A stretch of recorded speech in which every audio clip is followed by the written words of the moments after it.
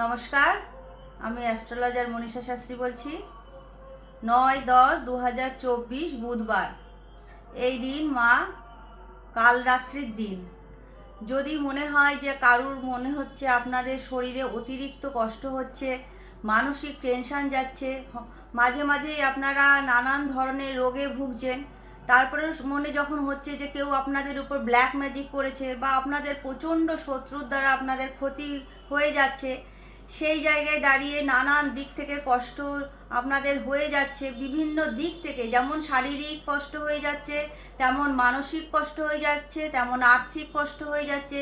যদি এরকম আপনাদের সাথে হয়, যদি মনে হয় যে বারবার আপনাদের যে কোনো দুর্ঘটনার কবলে পড়তে হচ্ছে, বাড়িতে একদম সুখ নেই, শান্তি নেই, কোনো কেউ আপনাকে বুঝতে চাইছে না, আপনার কথা মানতেও চাইছে না, আপনার সাথে কথা বলতে গেলে যেন কারোর ভালো লাগছে না, যদি আপনার সাথে এরকম হয়, হয়তো কেউ আপনাকে কখনো দুঃখ দিয়েছিল, সেটা আপনি ভুলতেও পারছেন না, তবে আপনি এই দিন মা কালরাত্রির পুজো অবশ্যই করতে পারেন। এই দিন যদি আপনি মাকে নিষ্ঠা ভরে ভক্তি ভরে ডাকতে পারেন, তাহলে আপনাদের মধ্যে যে নেগেটিভিটিগুলো আছে সেগুলো কিন্তু সমস্তটাই চলে যাবে।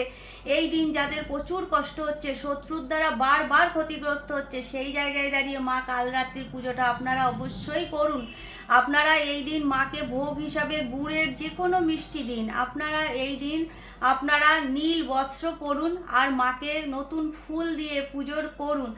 যদি আপনাদের মধ্যে এই রকম সমস্যা থাকে, যদি আপনারা নানান দিক থেকে ঝামেলায় অশান্তিতে, সব থেকে বড় শত্রুর সমস্যা চলে, মামলা মোকদ্দমায় আপনাদের বিনা কারণে জর্জরিত হয়ে যেতে হচ্ছে, বা আপনাদের অ্যাডিকশন হয়ে যাচ্ছে, কোনো নেশায় আপনারা জড়িয়ে যাচ্ছেন, সেক্ষেত্রে কিন্তু মা কালরাত্রির পুজোটা আপনারা অবশ্যই করুন।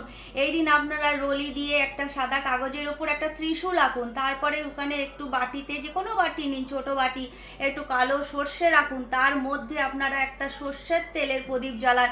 প্রদীপটা মাটির হলেও চলবে, প্রদীপটা জ্বালান, অবশ্যই দক্ষিণ দিকে মুখ করে রাখুন প্রদীপটা, তার মধ্যে 4টে গোলমরিচ দিন ওই সর্ষের তেলের মধ্যে, আর মন্ত্রটা বলুন, ওম এইম হ্রিম ক্লিম কালরাত্রেই নমঃ।